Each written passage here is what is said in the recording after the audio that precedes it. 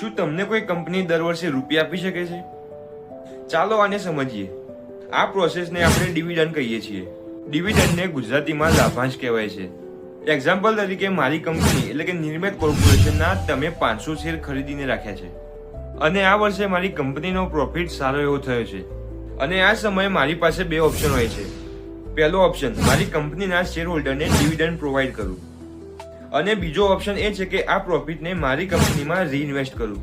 અને તે સમયે મેં પહેલો ઓપ્શન નક્કી કર્યો કે મારા શેર હોલ્ડરને ડિવિડન્ડ પ્રોવાઈડ કરીશ. ત્યારે મેં વિચાર્યું નિર્મિત કોર્પોરેશનના શેર હોલ્ડરને પર શેર 20 રૂપિયા પ્રોવાઈડ કરીશ.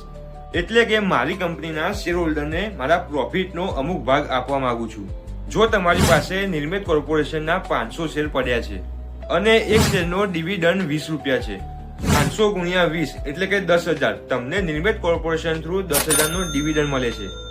યાદ રાખજો, દરેક કંપની ડિવિડન્ડ પ્રોવાઈડ નથી કરતી. કેટલીક કંપનીઓ પોતાના પ્રોફિટને બિઝનેસમાં રીઇન્વેસ્ટ કરે છે, જેના કારણે ભવિષ્યમાં વધારે વિકાસ કરી શકે. હવે કોઈ પૂછે ડિવિડન્ડ શું છે, તો એક જ જવાબ આપજો. કોઈ કંપની પોતાના પ્રોફિટનો જે ભાગ શેર હોલ્ડરને પ્રોવાઈડ કરે તેને આપણે ડિવિડન્ડ કહીએ છીએ.